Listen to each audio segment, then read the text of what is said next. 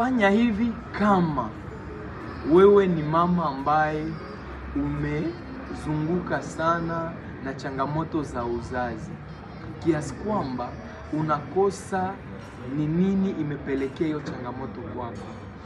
Unapojifikiria hauwezi kuelewa ni nini kimekutokea, ila kama mfumo wako mzima wa uzazi umepata maambukizi ya bakteria wabaya, kama unapata harufu mbaya kutoka kwenye uke wako na majimaji ambayo hauelewi, kama unasikia kwenye via vyako vya uzazi ni kama kuna vitu fulani ambavyo haviko sawa, hizo zote ni dalili kwamba homoni zako zinavurugika, na inakuwa ni chanzo cha wewe kuvurugika uzazi kwa ujumla.